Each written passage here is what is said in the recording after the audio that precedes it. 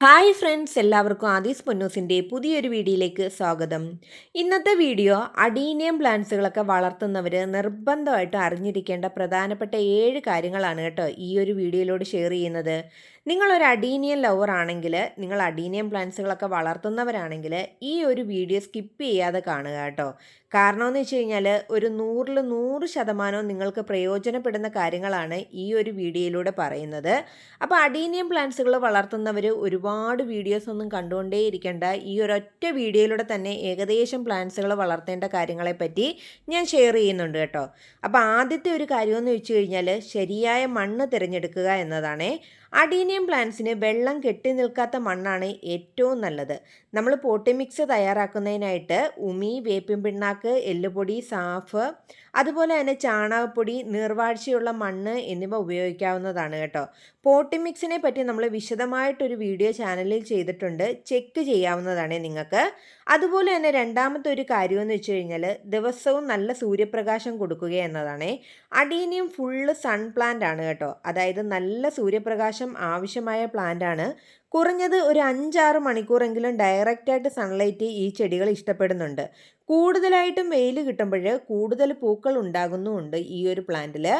അതുപോലെ തന്നെ അഡീനിയം പ്ലാന്റുകൾ നമ്മൾ ഷെയ്ഡുകളിലൊക്കെ വെക്കുകയാണെങ്കിൽ ഇലകൾ മാത്രമായിരിക്കും കേട്ടോ വളർന്നു വരുന്നത്. അപ്പോൾ പൂക്കൾ ഉണ്ടാകുന്നത് കുറവായിരിക്കും. അതുകൊണ്ട് തന്നെ നല്ല സൂര്യപ്രകാശം കിട്ടുന്ന സൈഡിലൊക്കെ നമ്മൾ ഈ ഒരു പ്ലാന്റ് വെച്ച് കൊടുക്കാനായിട്ട് ശ്രദ്ധിക്കുക. അപ്പോൾ കൂടുതലായിട്ട് നമ്മുടെ ടെറസിലൊക്കെ വെക്കുകയാണെങ്കിൽ നല്ല രീതിയിലുള്ള വെയിൽ കിട്ടുന്നതായിരിക്കും, നല്ല രീതിയിലായിരിക്കും പൂക്കളൊക്കെ ഉണ്ടായി കിട്ടുന്നത്. അതുപോലെ തന്നെ മൂന്നാമത്തെ കാര്യമെന്ന് വെച്ച് കഴിഞ്ഞാൽ അധികം വെള്ളം കൊടുക്കരുത്.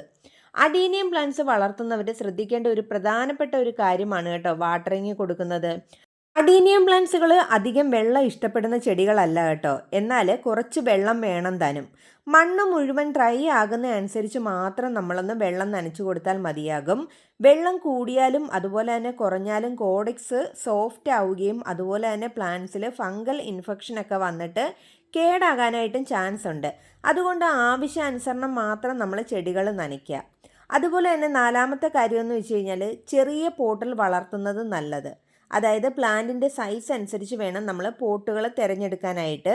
ചെറിയ പ്ലാന്റുകളാണെങ്കിൽ ഒരു ചെറിയ പോട്ടിലും, അതുപോലെ തന്നെ വലിയ പ്ലാന്റുകളാണെങ്കിൽ വളർച്ചയ്ക്കനുസരിച്ച് നമുക്ക് വലിപ്പമുള്ള പോട്ടിലേക്ക് മാറ്റാവുന്നതുമാണ് കേട്ടോ. അതുപോലെ തന്നെ പോട്ടുകൾ തിരഞ്ഞെടുക്കുമ്പോൾ നന്നായിട്ട് വെള്ളം വാർന്നു പോകുന്ന ടൈപ്പിലെ പോട്ടുകൾ തിരഞ്ഞെടുക്കാനായിട്ട് ശ്രദ്ധിക്കുക. അഞ്ചാമതായിട്ട് പൂക്കൾക്കായിട്ട് നമ്മൾ ശരിയായ വളങ്ങൾ കൊടുക്കുക എന്നതാണ് കേട്ടോ. മാസത്തിൽ നമുക്ക് എല്ലുപൊടി കൊടുക്കാവുന്നതാണേ. പൂക്കൾ ഉണ്ടാകാനായിട്ട് എല്ലുപൊടി നല്ലതാണ്. അതുപോലെ തന്നെ ഓരോ വളങ്ങളും നമ്മൾ പ്ലാന്റിൻ്റെ സൈസ് അനുസരിച്ച് വേണം ഉപയോഗിക്കുന്നത്. അതായത് ചെറിയ പ്ലാന്റുകൾക്കാണെങ്കിൽ അളവ് കുറഞ്ഞ അളവിലും, വലിയ പ്ലാന്റുകൾക്കൊക്കെ അളവ് കൂടിയും ഒക്കെ നമുക്ക് ഈ ഒരു എല്ലുപൊടിയൊക്കെ ഉപയോഗിക്കാവുന്നതാണ് കേട്ടോ. അതുപോലെ തന്നെ കൂടുതൽ പൂക്കൾ ഉണ്ടാകാനായിട്ട് NPK 19, 19, 19, 10, 30, 20 എന്നീ റേഷ്യോയിലുള്ളതും ഉപയോഗിക്കാവുന്നതാണ്. പിന്നെ അതുപോലെ തന്നെ നമുക്ക് DAP ഒക്കെ ഈ ഒരു പ്ലാന്റിൽ നിറയെ പൂക്കൾ ഉണ്ടാകാൻ വേണ്ടിയിട്ട് ഉപയോഗിക്കാം കേട്ടോ. ഇതെല്ലാം എന്ന് വെച്ച് കഴിഞ്ഞാൽ 15 ദിവസത്തിലൊരിക്കലും നമുക്ക് ഉപയോഗിക്കാവുന്ന കാര്യങ്ങളാണ്. DAP നമുക്ക് ഈ ഒരു ചെടിയുടെ ചുവട്ടിലായിട്ട് ഇട്ട് കൊടുക്കാം. NPK ഒക്കെ ആണെങ്കിൽ അതിൻ്റെ ചുവട്ടിലും ഇട്ട് കൊടുക്കാം. അതുപോലെ തന്നെ നമുക്ക് സ്പ്രേ ബോട്ടിലിനകത്ത് വെള്ളം നിറച്ചിട്ട് 1 ലിറ്റർ വെള്ളത്തിൽ 1 ഗ്രാം എന്ന കണക്കിലോ അല്ലെങ്കിൽ ചെറിയൊരു സ്പൂണ് എന്ന ഒരു അളവിലോ ഒക്കെ നമുക്ക് സ്പ്രേ ചെയ്ത് കൊടുക്കാവുന്നതാണ് കേട്ടോ. അപ്പോൾ ആ സ്പ്രേ ചെയ്യുന്നതെന്ന് വെച്ച് കഴിഞ്ഞാൽ ആ ഒരു പ്ലാന്റിൻ്റെ സൈസ് അനുസരിച്ച് മാത്രമായിരിക്കും. അതുപോലെ തന്നെ നമ്മുടെ വീട്ടിലുണ്ടാക്കാവുന്ന വളങ്ങളെന്ന് വെച്ച് കഴിഞ്ഞാൽ ഈ ഒരു അഡീനിയം പ്ലാന്റ്സിൽ എല്ലാ വളങ്ങളും ഒന്നും ഉപയോഗിക്കാനായിട്ട് പറ്റുകയില്ല വീട്ടിലുള്ളത്.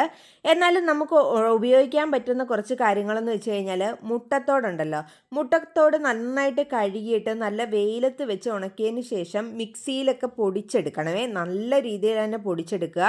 അതുപോലെ തന്നെ വിറക് കത്തിച്ച് ചാരമായിട്ടൊക്കെ മിക്സ് ചെയ്ത് 15 ദിവസത്തിലൊരിക്കൽ പ്ലാന്റിൻ്റെ സൈസ് അനുസരിച്ച് നമുക്ക് അളവ് കൂട്ടിയും കുറച്ചും ഒക്കെ ഉപയോഗിക്കാവുന്നതാണ് കേട്ടോ. കൂടാതെ പഴത്തൊലി നന്നായിട്ട് ഉണക്കി പൊടിച്ച് ഇതിൻ്റെ കൂടെ ചേർക്കാവുന്നതാണ്. പഴത്തൊലി ഒരിക്കലും നേരിട്ട് ഈ ഒരു അഡീനിയം പ്ലാന്റ്സിൻ്റെ ചുവട്ടിൽ ഇട്ട് കൊടുക്കരുത്.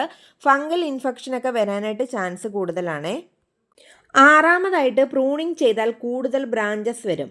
അതായത് അഡീനിയം പ്ലാന്റ്സിൽ പൂക്കൾ നിറയെ ഉണ്ടാകാനായിട്ട് നിറയെ ബ്രാഞ്ചസ് അത്യാവശ്യമാണ്. അതിനായിട്ട് നമുക്ക് പ്രൂണിങ് ചെയ്യാവുന്നതാണ് കേട്ടോ. അതായത് നല്ല വെയിലുള്ള സമയങ്ങളിൽ ഇതിൻ്റെ തണ്ടുകൾ നമുക്ക് ആവശ്യമായ ഉയരത്തിൽ പുതിയൊരു ബ്ലേഡോ അല്ലെങ്കിൽ ഒരു കത്തിയോ ഉപയോഗിച്ച് കട്ട് ചെയ്യാവുന്നതാണ്. കട്ട് ചെയ്യുന്ന ഭാഗത്ത് സാഫ് പോലെയുള്ള ഫംഗിസൈഡ് അപ്ലൈ ചെയ്യാവുന്നതാണ് കേട്ടോ. നിങ്ങളുടെ കയ്യിൽ സാഫ് ഇല്ല എങ്കിൽ മെഴുക് ഉരുക്കി കട്ട് ചെയ്യുന്ന ഭാഗത്ത് ഒഴിക്കാവുന്നതാണ് കേട്ടോ. ഇങ്ങനെ ചെയ്യുന്നത് കട്ട് ചെയ്യുന്ന ഭാഗത്തൂടെ നമ്മൾ ചെടികൾക്ക് വെള്ളമൊക്കെ കൊടുക്കുമ്പോൾ അഡീനിയം പ്ലാന്റ്സിൻ്റെ ആ ഒരു തണ്ടിലേക്ക് ഇറങ്ങുകയും ആ ഒരു തണ്ടിൽ കൂടി നമ്മുടെ ഈ ഒരു പ്ലാന്റിന് ഫംഗൽ ഇൻഫെക്ഷനൊക്കെ വരാനായിട്ട് സാധ്യതയുണ്ടാവുകയെ. അപ്പോൾ അതൊക്കെ ഒന്ന് തടയാനെ കൊണ്ടാണ്.